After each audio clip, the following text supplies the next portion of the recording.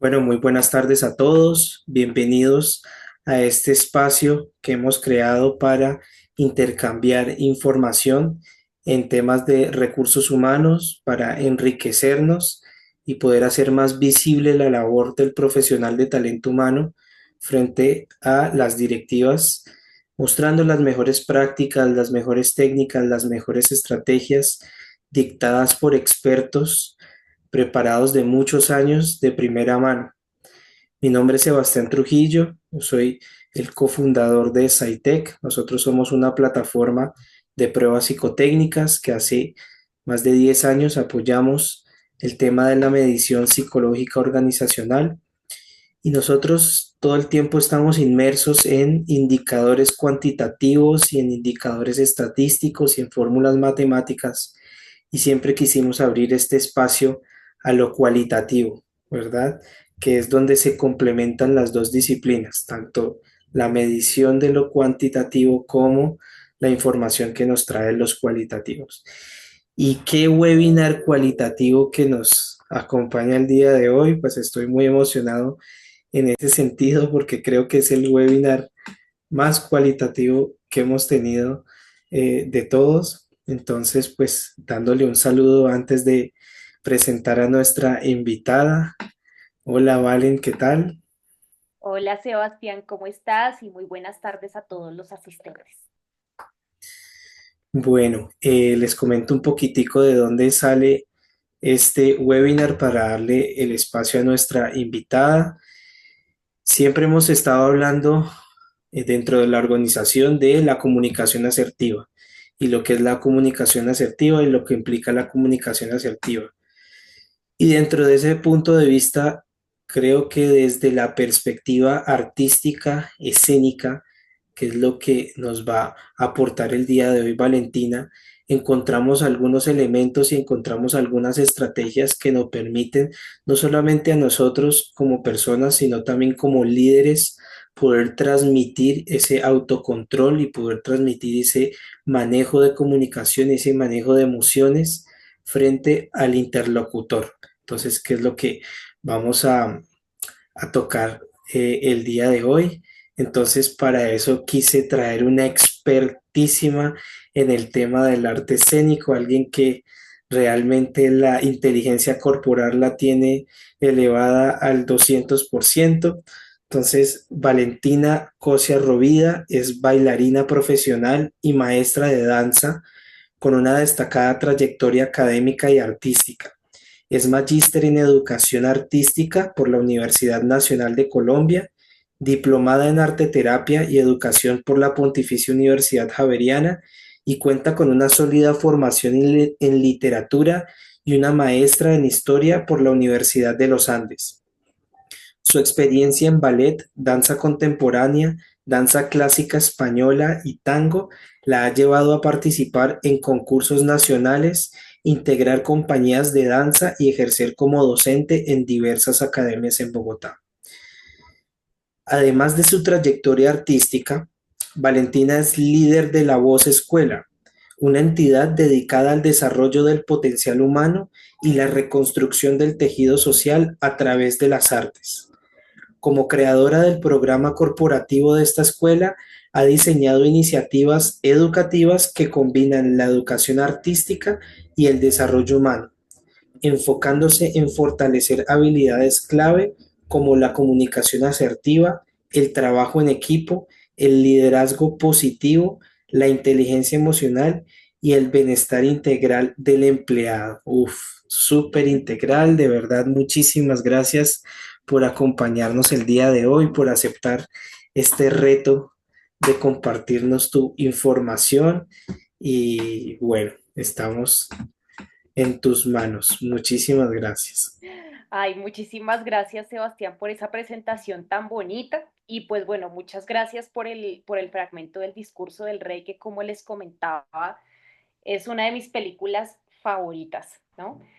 Porque realmente el rey Jorge VI era un rey que no tenía pensado ser rey, ¿no? Porque pues él terminó siendo rey porque su hermano abdicó el trono, ¿no? Ha sido como uno de los pocos reyes de Inglaterra que han abdicado el trono. y él se encontró en una posición de liderazgo que no esperaba, ¿no? Y que para él era muy difícil de manejar porque él era tartamudo, ¿sí? Entonces, él tuvo que realizar una serie de esfuerzos muy, muy grandes, ¿no? Para ocupar su posición de liderazgo en temas comunicativos, ¿no? El pedacito que vimos fue muy bonito porque realmente en ese pedacito el rey Jorge se está dirigiendo a su pueblo, ¿no? En época de Segunda Guerra Mundial, ¿no? Y él tenía que ofrecer consuelo, seguridad, ¿no? Y confianza a todos sus compatriotas. Entonces, muchísimas gracias porque fue como un fragmento muy, muy adecuado. Y bueno, a nuestros asistentes, muy bienvenidos a este webinar que hemos titulado Arte y Recursos Humanos, técnicas para una comunicación asertiva, y muchas gracias a la empresa SciTech por brindarme este espacio de compartir mi conocimiento con las personas que trabajan en gestión humana de forma directa o indirecta. Bueno, les hago una presentación ahí muy breve porque ya Sebastián dijo todo y más, ¿sí? Yo estoy acá parada, digamos, hablando de estas cosas porque soy artista, ¿no? Yo tengo una trayectoria como bailarina bastante amplia.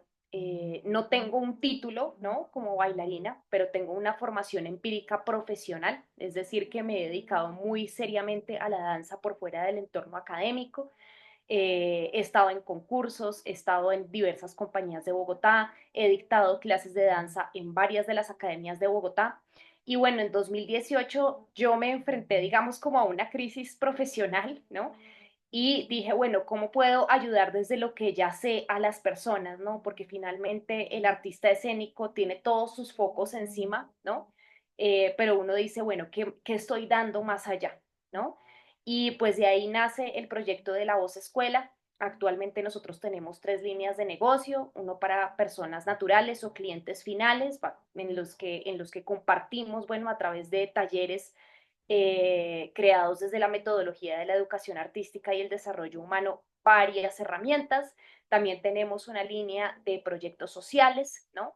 En la que, bueno, compartimos estas herramientas con fundaciones, comunidades y personas en condiciones de vulnerabilidad social.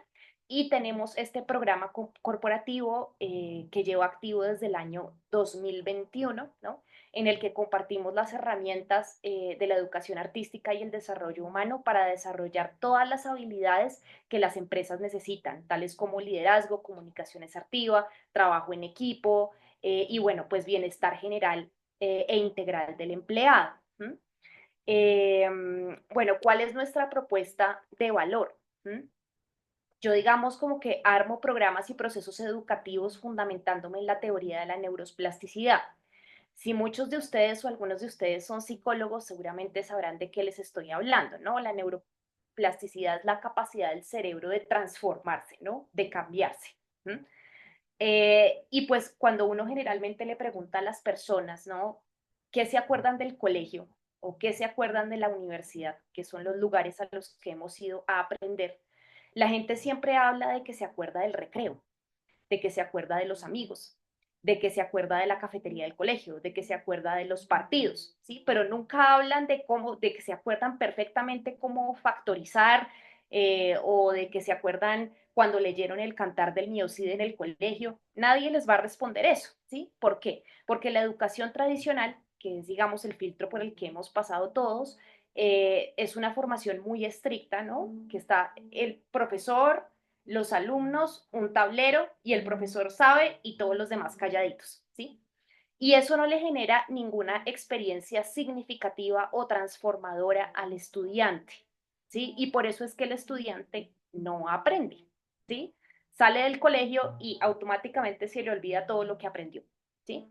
Pero pues desde la, digamos como desde la nueva educación, ¿no? Se nos ha invitado a los docentes a activar la neuroplasticidad a través de la creación de experiencias educativas, ¿sí? Todo lo que les contaba, el recreo, los amigos, etcétera, son experiencias que hemos vivido en nuestra vida y que nos han impactado de alguna manera. La idea es insertar esas experiencias, ¿no? En el aula de clase, ¿no? Para que el alumno se lleve un aprendizaje efectivo de cuál sea el contenido que se le está brindando. Y eso es algo que aplicamos en nuestros talleres. es muy distinto, ¿no?, al coaching tradicional para empresas. Y nosotros hacemos unas intervenciones, ¿no?, que llevan al cambio y a la transformación profunda de las personas y de los grupos. No son procesos rápidos, no son procesos fáciles, ¿sí? Nosotros no creemos mucho en algo que está muy de moda hoy, que son las charlas motivacionales, ¿no? Porque justamente a través de las charlas no generamos ningún valor agregado. Sencillamente los empleados dicen, ay, tan bonito eso que habló esa señora, y a las 3 horas ya se les olvida todo lo que aprendieron, ¿m? O todo lo que su mente intentó aprender allí. ¿M? Y mucho menos se va a llevar el conocimiento de cómo aplicar esto en su propia vida y en su propio entorno laboral, que es lo que queremos, ¿no? Que los cambios sean permanentes. ¿M? Bueno, hoy digamos que nuestro foco o nuestro tema principal es el tema de la comunicación asertiva. Y le quería preguntar a nuestros asistentes cuáles son los mayores retos que han enfrentado como líderes de recursos humanos frente a la comunicación asertiva o a la falta de comunicación asertiva en sus empresas. No sé si alguien se anima a participar o a contarnos un poquito de cuál ha sido su experiencia.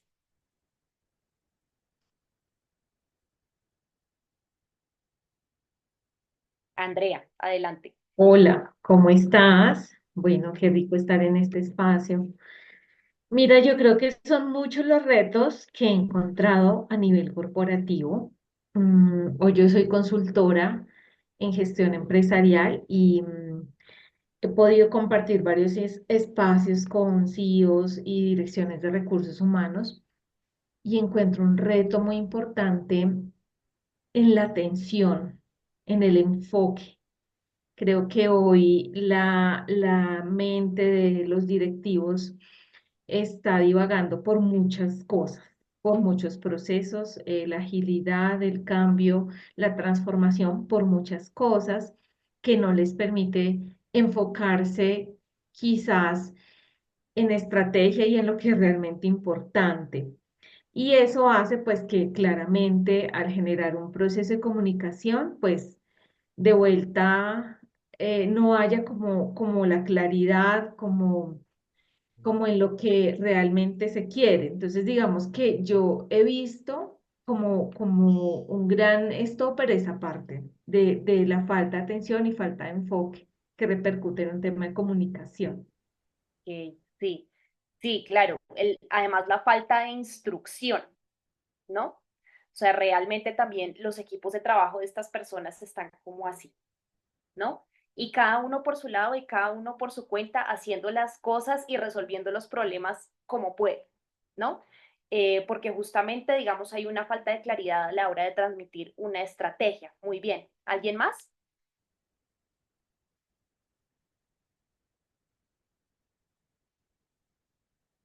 ¿No?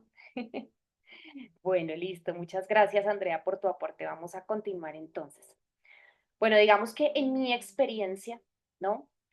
La gente no se comunica en la empresa. ¿Por qué? Bueno, primero porque el trabajo es un entorno sujeto a la vulnerabilidad de las personas, ¿sí? Yo mejor me callo, no digo nada, ¿sí? De esto que pienso o de esto que siento, porque eso va a ser un problema con tal persona, ¿m? Y a lo mejor vengo a pasarla mal acá a la empresa todos los días, o incluso si yo voy y cuento y yo voy y digo, me puedo meter en un problema y me pueden despedir, ¿sí? Y pues digamos que jugarle a la gente con la estabilidad, ¿no? O sea, la empresa le juega a la gente con la estabilidad, ¿no? Y digamos, como con su seguridad financiera, ¿no? Por eso muchas veces las personas se abstienen de decir lo que piensan, lo que creen, lo que sienten, ¿no? Y de comunicarse efectivamente por esta razón. ¿M? Obviamente ese entorno lleva a que la gente esté asustada, ¿no? Y la gente puede estar asustada por muchas razones, no solamente por el hecho de perder su trabajo, ¿no? Que eso es una amenaza muy fuerte, incluso en algunas empresas como muy tradicionales que yo he visto, ¿no? Sino también el miedo a enfrentarse, ¿no? A ciertos cargos superiores, ¿no? El miedo, digamos, como a compartir su visión de las cosas. ¿M? Y lo que tú comentabas, Andrea, la falta de claridad muchas veces en los objetivos, en la estrategia, en el propósito, incluso en la misión, en los valores de la empresa, y la falta, pues digamos, como de una instrucción clara frente a qué hacer. Entonces, pues muchas veces también los problemas de comunicación radican en la escucha. ¿Qué efectos puede tener, digamos, la mala comunicación en la empresa? Muchos, muchísimos, y pueden ser catastróficos. En primera instancia, reduce la colaboración y coordinación de los equipos de trabajo, ¿sí? No hay un trabajo en equipo consolidado, ¿sí? Si cada quien va haciendo por su cuenta lo que puede, los resultados serán muy distintos para cada persona de ese equipo. ¿Mm? Y pasa con equipos pequeños o pasa también con equipos de líderes, que la comunicación realmente no es efectiva y los objetivos de cada área, por ejemplo, no están alineados. También los problemas de comunicación pueden llevar a pérdidas en la empresa, ¿no? Pueden llevar a errores, malentendidos, ¿no? Que pueden llevar a la empresa a consecuencias como muy costosas, ¿no? Que son, digamos, esos errores que muchas veces cometen los empleados y que son errores de gran responsabilidad, ¿no? Y que esos errores pueden ser en muchos casos por un malentendido. ¿Mm? También está el tema de los abusos de poder y los malos tratos. ¿Mm? Podemos tener muchas veces líderes reactivos, ¿no? Que someten a sus empleados a régimen, ¿no? Y que ni siquiera se están dando cuenta que lo están haciendo, ¿no? O que no soy muy conscientes de, venga, ¿cómo estoy yo retroalimentando a mis empleados? ¿Realmente les estoy ofreciendo instrucciones claras? Sino realmente se paran en esa posición, ¿no? Que les da su estatus, ¿no? Para que los empleados cumplan a rajatabla lo que él le dice, ¿no? Y pues eso da pie a que haya, digamos, de pronto abusos de poder y no lugares y momentos de vulnerabilidad, ¿no? Momentos de comunicación, para que el empleado también pueda expresarse libremente. También, pues obviamente la falta de comunicación, sobre todo en cuanto a propósito, misión, valores, ¿no? Que pues muchas veces los empleados están totalmente desalineados con respecto a esto, lleva a los empleados a faltar, digamos, como de motivación, de compromiso, ¿no? Yo hago lo mínimo indispensable para que me paguen y ya, ¿no? Y si tenemos empleados que hacen lo mínimo indispensable para que le paguen, la empresa puede funcionar, ¿no? Pero nunca va a experimentar un crecimiento, ¿sí? Entonces, esos son algunos factores que tenemos que tener en cuenta. También podemos tener problemas de bienestar general en nuestro equipo de trabajo, ¿no? Los empleados pueden llegar a experimentar mucho estrés, ¿no? No sé qué hacer, no sé qué hacer.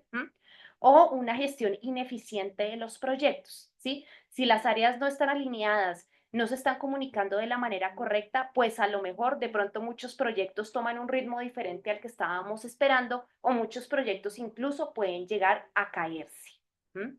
También disminuye los niveles de innovación y creatividad, ¿sí? Porque muchas veces yo puedo tener la idea ganadora, ¿sí? Pero si a mí no me permiten decir nada, entonces la empresa puede no crecer, quedarse chiquita, ¿sí? No crear, no innovar, que es muchas veces lo que el cliente está buscando. Y hablando de clientes, también si tenemos personas que no se comunican asertivamente, no solamente dentro del entorno de la empresa, sino además con el cliente, pues nos puede generar otro tipo de problemas. No sé ustedes qué piensan, si ustedes piensan de pronto que hay alguna más que podamos agregar,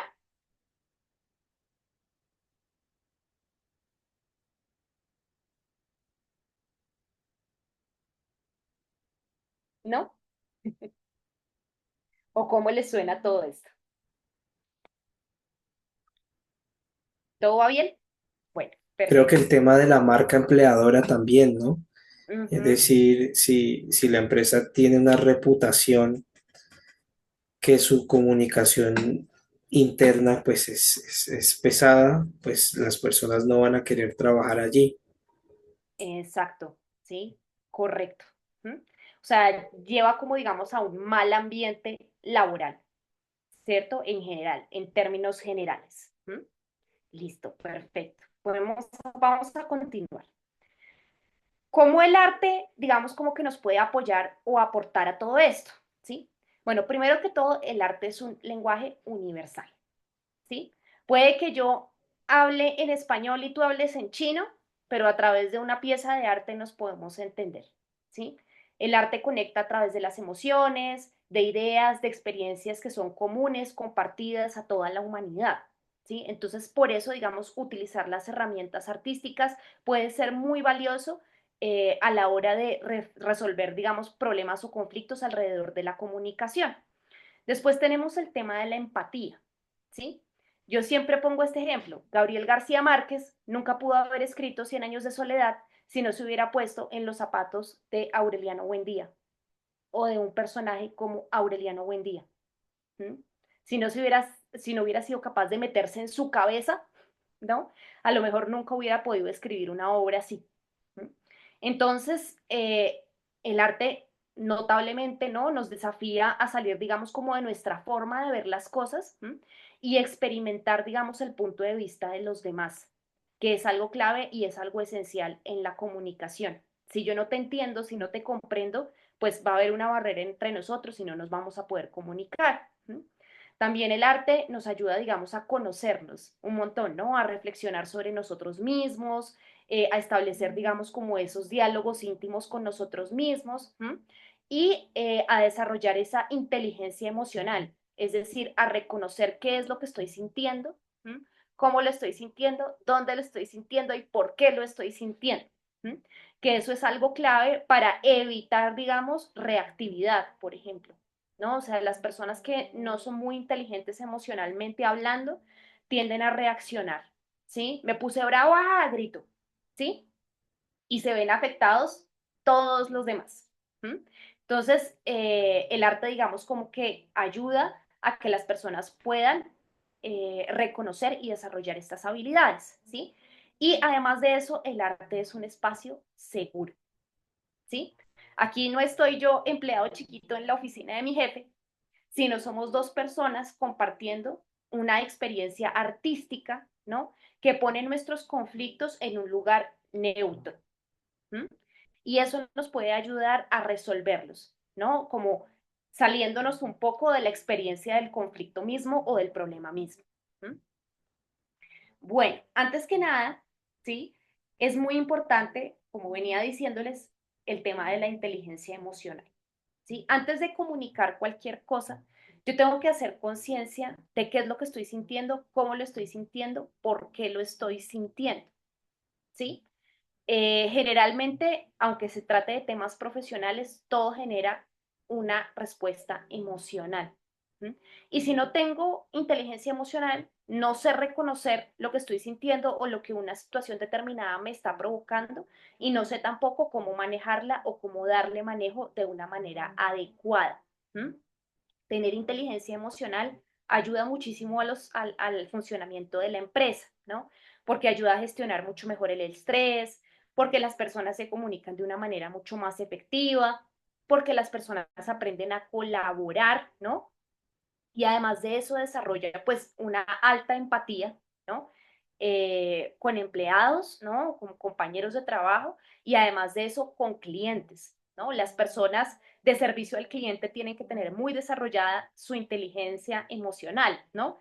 Uno piensa en los pobres empleados de call center, ¿no? Que hacen 300 llamadas al día y la mitad o más de la mitad de las llamadas les cuelga de una forma grosera porque es que no quiero que me llame más, ¿sí? Si una persona que trabaja en esa posición no es capaz de tener empatía, de controlar su reacción emocional, pues probablemente no le va a ir muy bien en ese puesto, ¿sí? Entonces, para eso sirve la inteligencia emocional.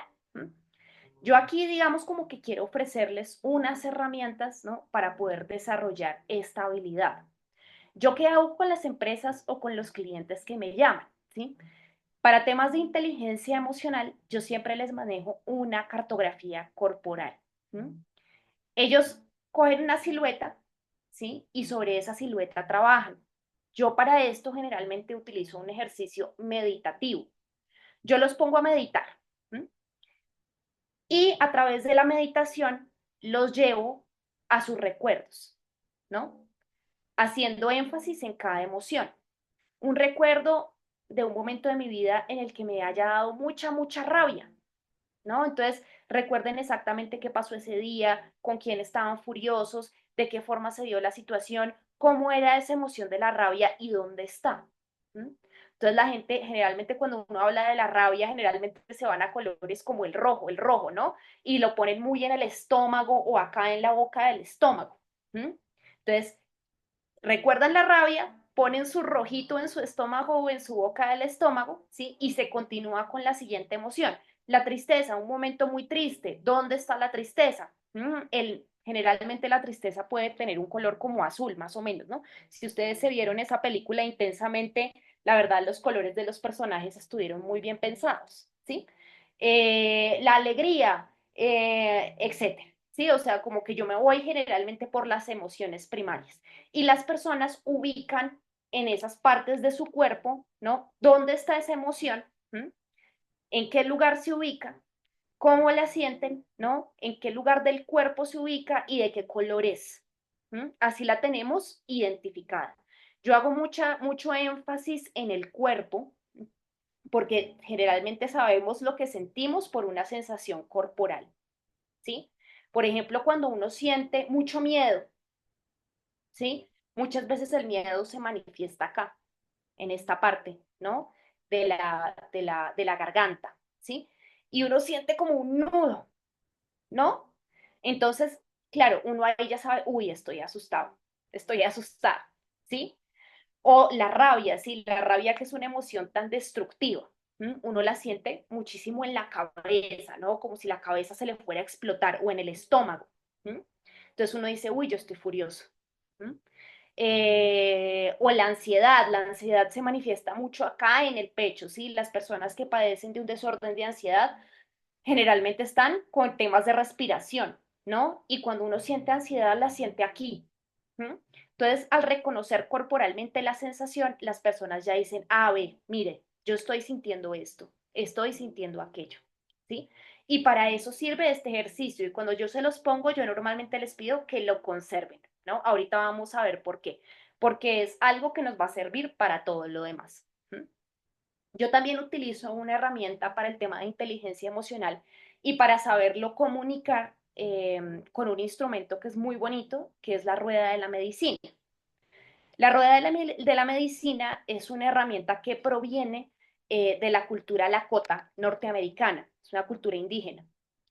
Y ellos ubicaban en esa rueda de la medicina su universo, ¿sí?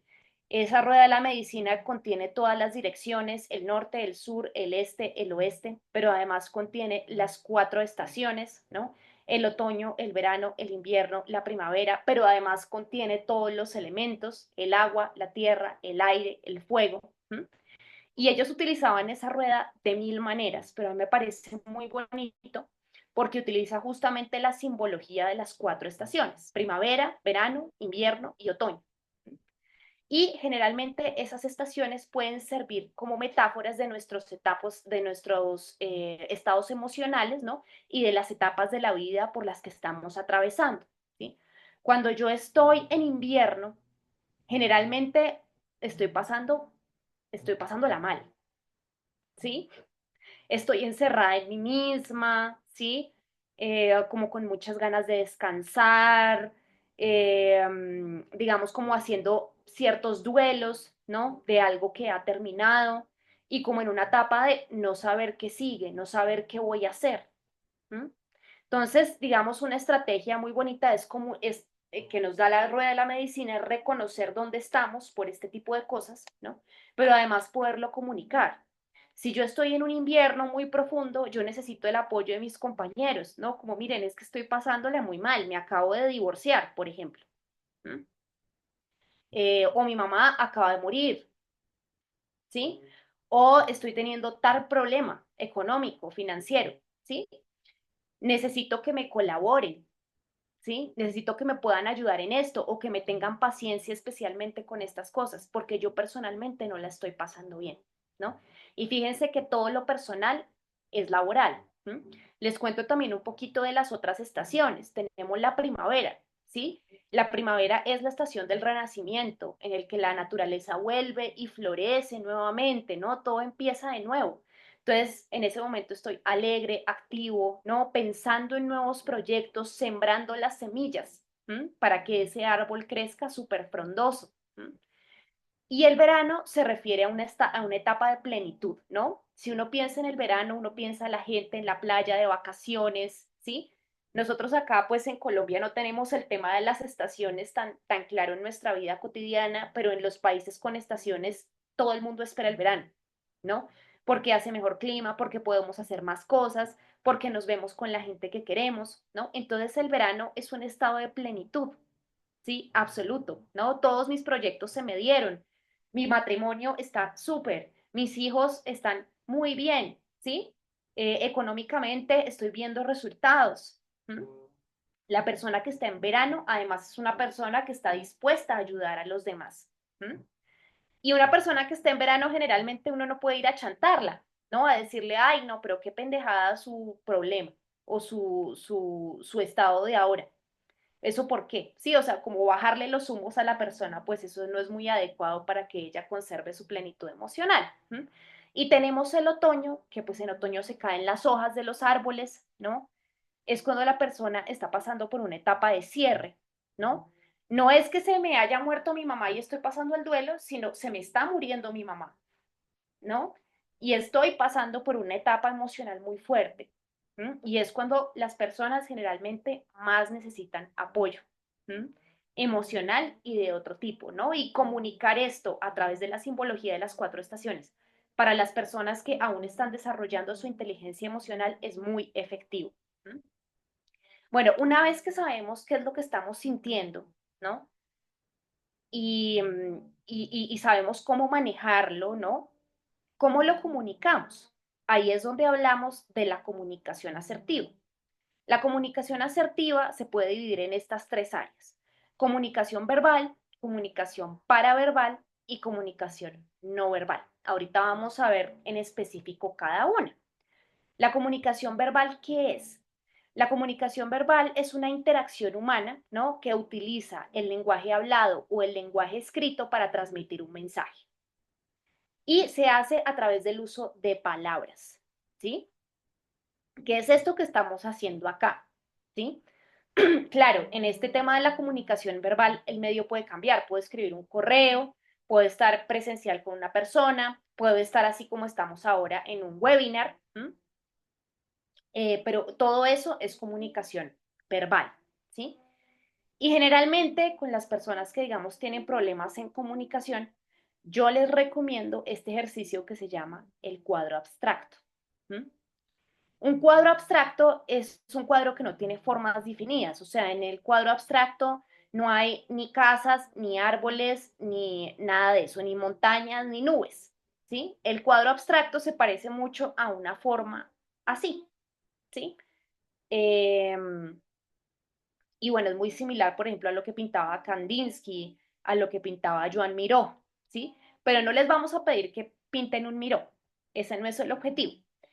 Pero el cuadro abstracto se puede utilizar como una herramienta muy valiosa de comunicación. Ahorita les cuento cómo lo hacemos, ¿sí? Antes que nada, yo le pido a la gente que planifique su discurso, ¿sí? ¿Qué es valioso para mí de nuestra relación laboral?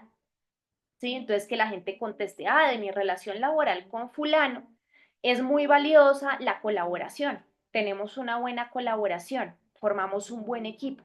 ¿M? ¿Qué cambiaría? ¿Sí? ¿Qué es lo que no me gusta de esa relación con esa persona y cómo me hace sentir?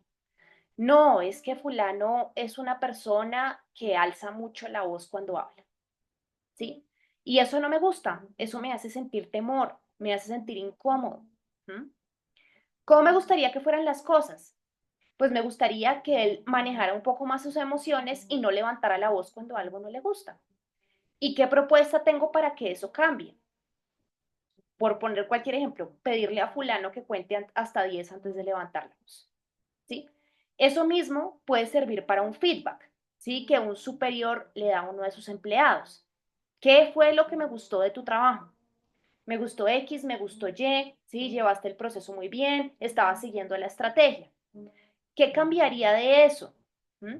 Eh, Creo que podrías mejorar tu relación con el cliente, ¿sí? La verdad me hace sentir, me da un poco de miedo que no sepas cómo gestionar al cliente, por ejemplo, ¿sí? ¿Cómo me gustaría que fueran las cosas? Me gustaría poder confiar en ti para entregarte nuevos clientes. ¿Mm?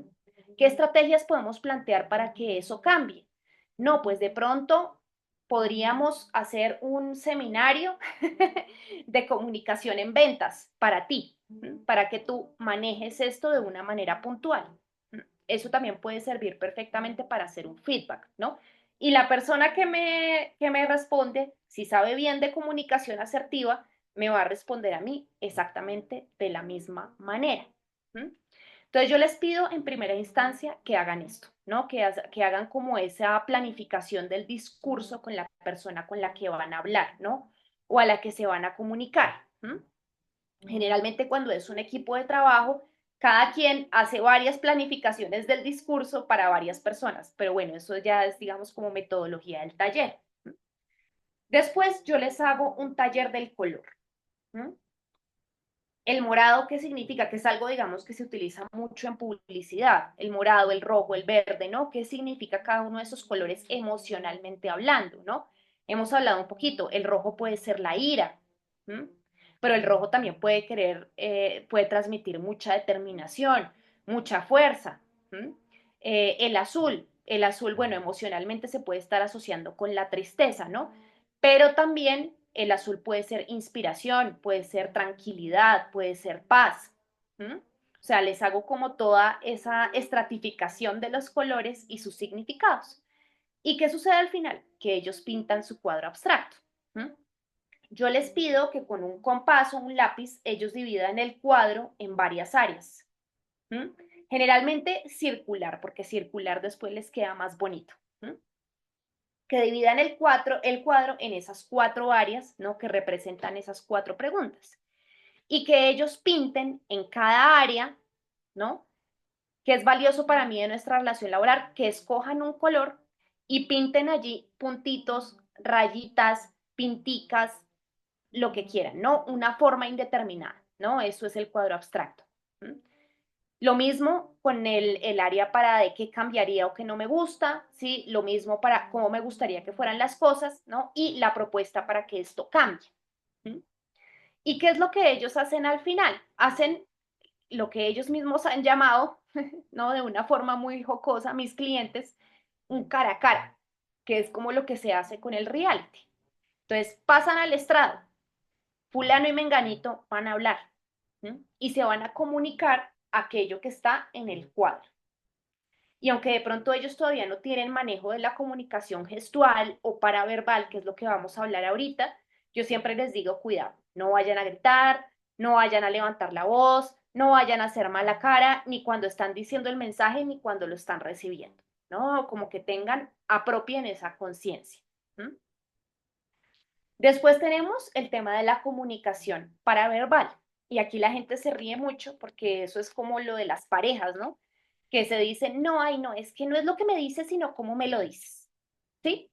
Justamente la comunicación paraverbal es cómo le voy a hablar a la otra persona, con qué tono de voz, con qué velocidad, con qué volumen de la voz. Voy a hacer silencios, voy a hacer pausas.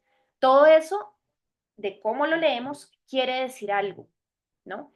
Y si lo articulamos de una manera apropiada, la persona seguramente va a recibir el mensaje como es, porque si no sé utilizar todo esto, a lo mejor la persona me va a malinterpretar mi mensaje, ¿sí? Entonces, en eso consiste básicamente la comunicación paraverbal. ¿Cómo se desarrolla? Primero, pues yo siempre les pongo un ejercicio de planeación, ¿sí? Lo que han trabajado con el cuadro abstracto, ¿sí? Que es como este feedback o esta comunicación, yo les pido que lo traigan a este ejercicio, ¿no? Y les pido que subrayen en ese feedback o en esa comunicación varias cosas. Primero, yo les pido que subrayen las palabras más importantes y más centrales del discurso, ¿sí? Si le estamos hablando a la persona de que le faltan estrategias para tratar con el cliente, entonces esas palabras relativas a eso tienen que ser subrayadas, como con un delineador amarillo. Y les pido que lean y digan como, bueno, ahora ustedes van a decir eso, pero poniendo énfasis en esas palabras, ¿no? Entonces ahí ya digamos como que cuando los demás observan el ejercicio dicen, uy, sí, ahí el mensaje es más contundente, ¿no? Y es más claro en que está hablando es de eso. ¿Mm? Lo mismo el tema de las pausas. Si uno ve estos discursos, no sé, famosos como eh, Tuve un sueño de Martin Luther King, ¿no? Él hace unas pausas y digamos como muy puntuales, ¿no? Frente a los momentos más importantes del discurso, tanto antes como después de esas frases. ¿Mm? ¿Por qué? Porque quería darle énfasis a esa frase en especial, ¿no? Y fíjense que en esos silencios, si ustedes han visto esos videos, ¿no?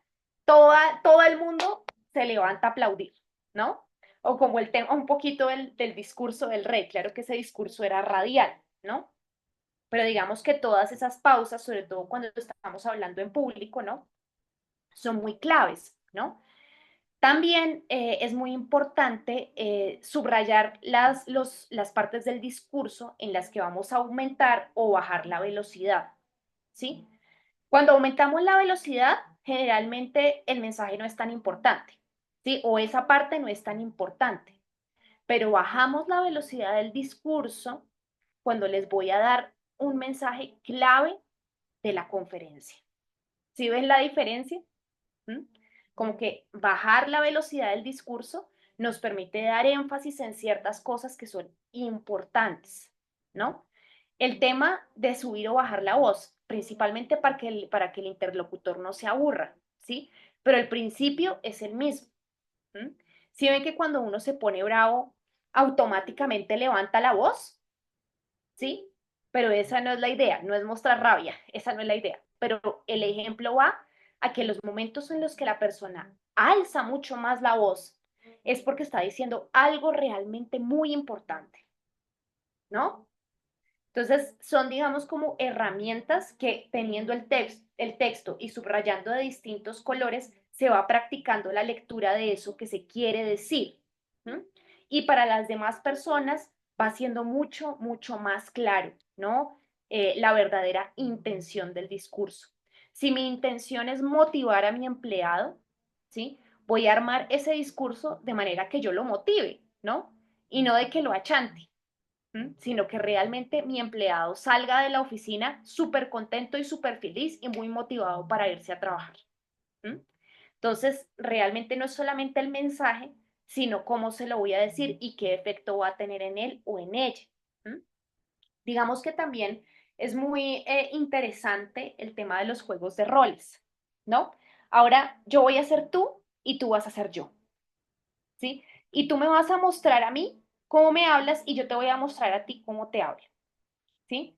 Y es muy gracioso porque la gente cae en cuenta, ¿no? Dice, ay, sí, no, no puede ser, hasta se ríen de sí mismos, ¿no? Obviamente esto tiene algo peligroso y es que puede caer en la burla, ¿no? En la guachafita, ¿no? Como decimos así coloquialmente, ¿no? Pero realmente el tema de reírse un poco de uno mismo nos hace caer realmente en cuenta de cómo estamos hablando, ¿no? Y de observarme en el otro, ¿no? Que eso es lo que hace el arte también, ¿no? La posibilidad de observarnos en algo que es ajeno a nosotros, ¿no? Y eso nos refleja, digamos, una emoción o un sentimiento que nos lleva a una comprensión ulterior. ¿Mm? Finalmente, espérate. Bueno, tenemos el tema de la comunicación no verbal, ¿sí? Que la comunicación no verbal, básicamente, yo no sé por qué, se me fue una diapositiva. Sí, creo que se me fue una diapositiva y que no me quedó. Pero bueno, la comunicación no verbal se refiere a nuestro lenguaje corporal, ¿no? A nuestro gesto, ¿sí? A nuestra forma de mirar a los demás, ¿no? A nuestra forma de pararnos, ¿sí? Si uno ve un discurso de alguien que está hablando en público y que está así, pues no le vamos a prestar mucha atención, ¿sí? Pero si vemos que la persona está abierta y dispuesta a hablarnos, ¿no? Nuestra atención va a cambiar completamente. ¿Mm? Pero también tiene que ver con el tema del contacto, ¿no? Si yo te cojo una mano así, es porque te estoy saludando, porque de pronto eres una persona que yo no conozco mucho, ¿no? Y que pues estoy conociendo hasta ahora. Pero si yo a mi pareja le cojo la mano así, ¿no? Es algo que expresa mucha intimidad. ¿M? Entonces, el tema del lenguaje corporal también tiene que ver con el contacto, con la mirada, con el gesto de la cara, con la posición del cuerpo. ¿M? Y hay muchas formas de trabajar esto. Yo generalmente en muchos de mis talleres, no solamente los que hago con empresas, sino también en los talleres que hago para clientes finales, yo les pongo un ejercicio muy valioso que es el contacto con las manos. ¿M? Yo les digo, bueno, párense frente a frente. Sí, las personas se paran y ponen sus manos así. Y pues ahí las manos de las dos personas entran en un liviano contacto. Y les digo, bueno, cierren los ojos, ¿sí? Y ellos cierran los ojos y yo les digo, bueno, ahora uno de los dos va a empezar a dirigir el movimiento del otro sin decirle una sola palabra. Entonces empiezan, digamos, a generar movimientos que pueden ser muy simples, ¿no? Dentro de su rango de posibilidad, ¿no? Y en un momento les digo, bueno, ahora cambien de rol, pero no se digan nada, ¿no? Y ahí empiezan, digamos, a cambiar el rol. ¿No? Y es una muy buena forma de conocerse porque generalmente yo les digo, bueno, uno se presenta siempre por nombre, apellido, oficio, edad, ¿cierto? Pero yo les digo, pues realmente este ejercicio nos da otra información sobre la persona, ¿no? Yo me di cuenta que fulano de tal es una persona muy determinada, ¿sí? Que toma sabias decisiones. Me doy cuenta que él es muy empático, que él es una persona muy dulce o que ella es una persona muy dulce y muy cariñosa. ¿M? Y todo esto lo aprenden a través del contacto del cuerpo, ¿no? Y del gesto de sus manos, ¿no? Como el movimiento suave o determinado puede, digamos, decir mucho sobre la personalidad de alguien. ¿M? Después, bueno, otra de las herramientas que yo utilizo es el tema del Dixit, ¿no? Yo no sé si ustedes conocen este juego, pero es un juego con unas imágenes preciosas, ¿no? Y el objetivo del juego de mesa, ¿sí? Es que una de las personas, digamos, como que tiene una carta, ¿no? Y esa carta cuenta una historia y ellos tienen que sugerir sobre qué se trata esa historia y las demás personas tienen que adivinar cuál fue la carta que escogió, ¿sí? Y yo lo reelaboro acá, ¿no? Usando las imágenes del Dixit, digamos como que cada participante tiene que elaborar una emoción, un sentimiento o contar una historia que sea como relativo a la carta que escogió, obviamente sin utilizar las palabras, sino solamente utilizando el gesto, ¿no? Todos tienen que haber visto las cartas antes y haberles tomado foto, ¿no? Para tenerlas muy presentes. Y digamos como que lo que yo les propongo es que realicen un gesto, ¿no? Como relativo a esa emoción, a ese sentimiento o a esa historia que quieren contar. Y los demás tienen que adivinar únicamente por el gesto de la persona cuál es la carta, ¿no? Que la persona está representando, ¿no? Es algo muy, muy bonito. ¿M? Y que da muy buenos resultados y la gente se divierte un montón porque además están como en este tema de estar jugando como Pictionary, ¿no? Pero con un elemento como más elaborado. ¿M? Y bueno, finalmente yo les pongo esto que pues es un ejercicio que se llama Emovere, ¿sí? eh, que es como el verbo emocionar en latín. Hay una bailarina muy famosa que a mí me gusta mucho que se llama Pina Bausch. Pina Bausch realmente cambió la historia de la danza para siempre. Y ella decía, no me interesa cómo se mueve la gente, sino aquello que los hace mover. Y eso, digamos, como que parte del mismo principio del emovere, que es emocionar. Emoción viene de mover. Hay algo que se mueve. ¿No? Y eso es porque nuestro cuerpo responde directamente a nuestras emociones. Si yo estoy sintiendo algo, mi cuerpo siempre reacciona de alguna manera, ¿no? Como les contaba con el tema de la cartografía emocional, ¿sí?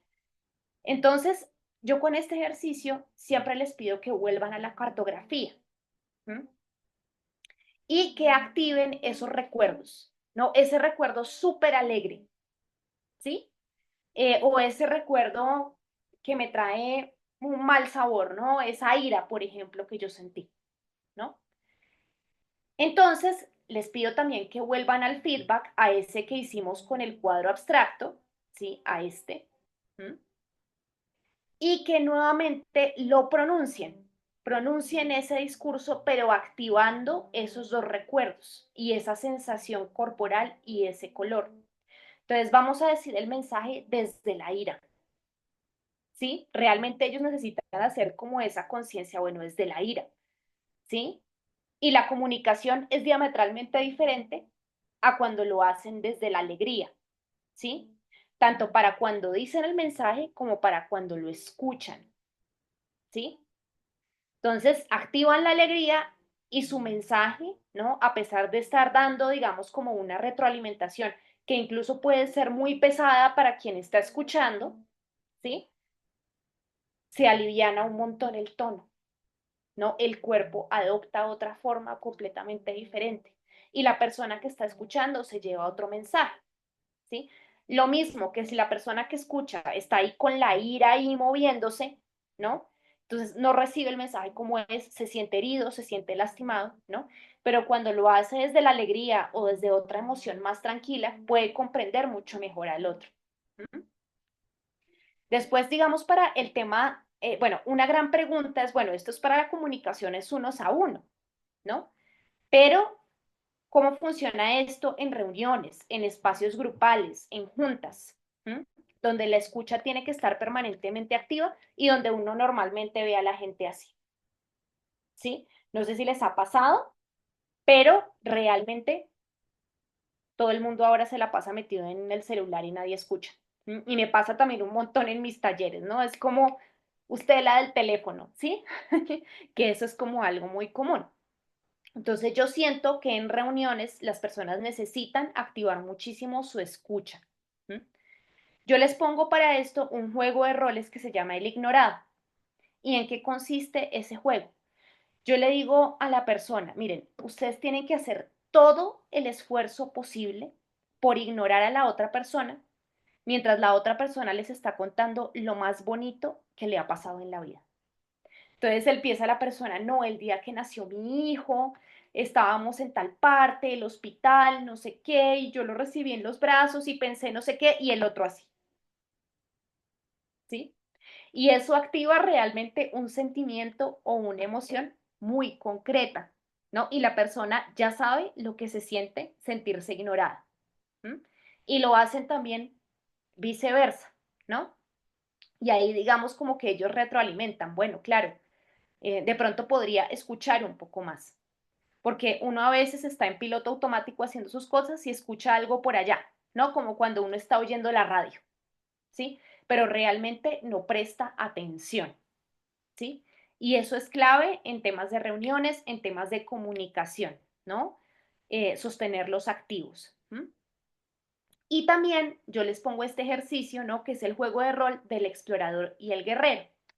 Si yo mando a un explorador a un campo, ¿sí?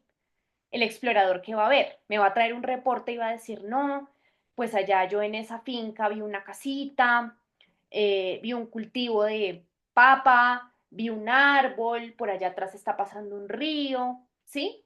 Una observación muy objetiva de lo que está sucediendo, ¿sí? Pero si yo envío al guerrero a ese mismo campo, ¿el qué va a ver? Enemigos en todo lado, ¿no? El fulano de la casa es mi enemigo. El fulano, el campesino ese que estaba cultivando la tierra es mi enemigo porque tal y porque tal. El que recogía ya agua del río también es mi enemigo, ¿no? Y eso, ¿qué quiere decir? Que nosotros a veces escuchamos a los demás cerrados o abiertos, ¿sí? Completamente cerrados a sus ideas, a sus aportes y a su innovación, ¿sí? O a lo que sea que quieran aportar en la reunión, o lo podemos ver abierto, ¿no? Abierto a escuchar, ¿m? Abierto a recibir nuevas ideas, abierto a que se le corrija, ¿no? Porque sabe que eso que está sucediendo no es personal, no es contra mí, ¿sí? Entonces yo los pongo, digamos, como en estos juegos de roles que pueden ser muy útiles. Bueno, digamos que mi información compartida hasta el momento va por ahí. Yo no sé si alguien quiera de pronto compartir cómo vio, cómo sintió el espacio, qué aprendió, ¿no? Y qué se lleva alguna de las personas, al menos una.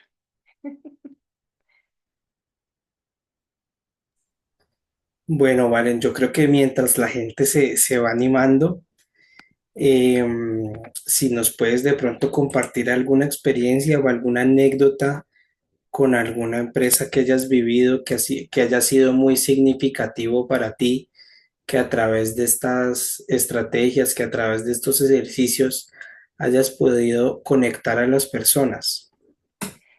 Bueno, pues te cuento de un proceso personal que yo llevé con una persona que era desarrolladora de negocios de la empresa, ¿sí? La empresa se llamaba Tienda TIC y ellos vendían, digamos, como indumentaria y aparatos de telecomunicaciones. Y este personaje tenía un problema, y es que cuando él se sentaba con un empresario de mucha autoridad, como son los empresarios de las empresas de telecomunicaciones, no sé, piensen en ETV, ¿sí? Entonces él se sentaba con el gerente de ETV y él decía, no, él se quedaba mudo, no podía hablar, no podía hablar con su potencial cliente, sino que se quedaba así de chiquito, ¿no? Y se encogía todo y no le decía nada, o le decía puras incoherencias. ¿Y qué le pasaba a él con el cliente? Pues que lo perdían, ¿sí? Entonces, yo digamos como que hice ese trabajo con esta persona y descubrimos en su proceso personal que él tuvo un profesor en el colegio que lo humillaba mucho, ¿no? Entonces le decía paleto, bueno, en fin, le decía de todo ese profesor y ese niño vivía así, y cállese, ¿no? Porque si no lo mando donde el rector. Entonces, claro, ahí digamos como que descubrimos que su problema no era con todo el mundo, sino era con las figuras de autoridad, ¿no?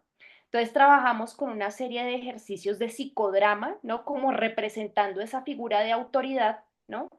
Y también le hice a él un ejercicio muy particular que es el ejercicio del déspota, ¿no? Yo lo despotizaba a él, ¿no? Como que realmente me ponía yo en ese papel de ser la déspota de él, ¿no? Y le enseñé este tema de las cogniciones emocionales, ¿no? De la activación de la cartografía corporal, ¿no? Y él justamente, digamos, me respondió de una forma muy asertiva. Cuando él activaba el miedo, él se quedaba así. O sea, de hecho, en nuestra interacción, él se quedó en el piso, ¿sí? Como así, acorralado, ¿no? Pero cuando él activó la cognición alegre, ¿no? Que era como, bueno, no, su cognición alegre era como su hija bailando ballet, una cosa así, ¿no? Y él pensaba y activaba esa emoción, entonces ya al final como que ni le importaba lo que yo le estaba diciendo, ¿no? Sino que seguía, digamos, activamente con su discurso. Ese fue un caso de éxito muy bonito, ¿no? De hecho, la persona además se animó a dar charlas y a dar otras cosas después de hacer ese descubrimiento y fue un caso como muy especial y muy particular para mí. Fue como un caso muy bonito. Bueno, aquí tenemos a Nayibe. Muchas gracias por compartir. Nayibe, cuéntanos.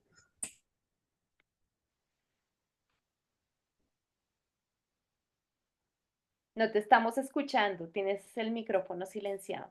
¿Puedes abrir el micrófono, Nayibe? Ah, perdón. Ah, listo. Hola. Hola, Eh, Hola, bueno, quería primero agradecer a Sebastián y, ay, perdón, ¿me recuerdas tu nombre? Valentina. Valentina. Y a Valentina, es que entré cuando ya te habías presentado, porque creo que fue muy generoso de tu parte darnos esos ejercicios, ¿sí? Mm. Es un acto de generosidad que quería como resaltarlo. Decir que el tema de comunicación es un tema vital en la vida de cualquier ser humano, en cualquiera de los ámbitos y de los subsistemas que tenemos. Un poco cuando escuchaba a Vale decía, ¿qué tan fácil es? Era como mi pregunta, ¿qué tan fácil es hacer estos ejercicios de pronto en entornos donde hay líderes como o muy acartonados o de un nivel muy alto que tal vez no se abren tanto a estos ejercicios que los escucho y son muy válidos? Y creo que muy enriquecedores, pero no sé qué tan fácil es hacerlo, digamos que en esos entornos donde a veces los líderes pues van a un taller o van a una charla o, o nos contratan para trabajar el tema de comunicación, pero quieren que les manejemos la teoría, y estos ejercicios tal vez de expresión y demás, que por supuesto que tienen que ver con el arte, como que no son tan fáciles de manejar, ¿no? Como cuál Ujú. ha sido también tu experiencia. Efectivamente no es fácil. Pero digamos como que yo, ¿cómo lo manejo? Cuando yo tengo un equipo muy acartonado, eso me pasó hace poquito en una empresa, yo les pongo un ejercicio muy arriesgado, pero mucho, ¿no? Por ejemplo, el ejercicio del tema del déspota, ¿m? Que eso lo hago, digamos, lo personifico casi siempre yo, pero yo los pongo a hacerlo entre ellos. ¿M? Les pongo algo súper arriesgado. ¿Ellos cómo van a responder? Ay, no, mire, yo no lo quiero hacer. ¿Sí? Eso es lo que van a responder. Pero entonces, uno, cómo le hace? No te preocupes, esto ya me está dando información. ¿Sí? En ese caso puntual de esa empresa que me sucedió eso, yo les dije, no se preocupen, que para mí y para la psicóloga que trabaja conmigo, esto es una información muy valiosa. Lo que esto nos está mostrando es que ustedes no tienen confianza entre ustedes. ¿M? Porque realmente ustedes no son capaces, ¿no? De ponerse en ese juego, porque es un juego, no es la realidad.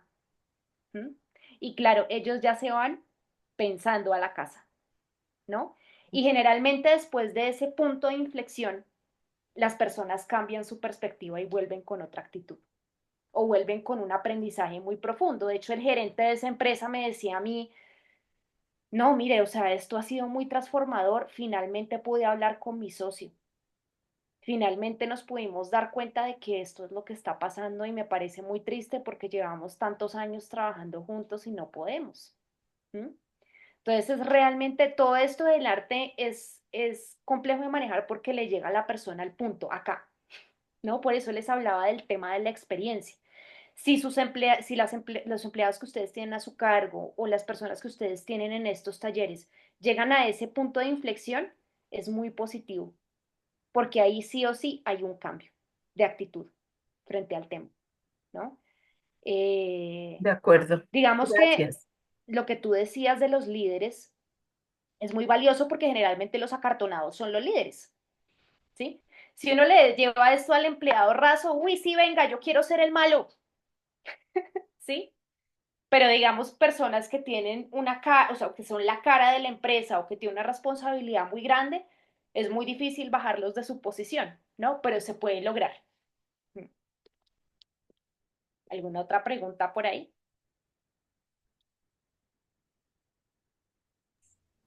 Bueno, No, súper interesante, Valen, de verdad que sí, nos vamos con muchísimas herramientas. Acá tengo presente las herramientas para lenguaje verbal, lenguaje paraverbal y el lenguaje no verbal. Creo que nos vamos con estos elementos muy importantes para poder empezar a desarrollar también pues las dinámicas que nos dices, que nos compartes para poder sacar ese acartonado, para poder disminuir ese acartonado que tienen las personas usualmente en estas actividades.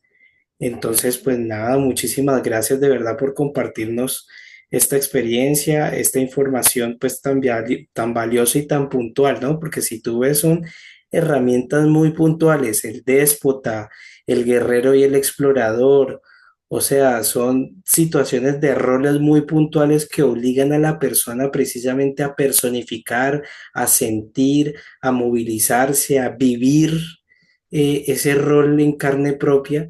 Entonces me parece que eso es muy intenso y muy enriquecedor en cualquier equipo de trabajo, ¿no? sí, así es.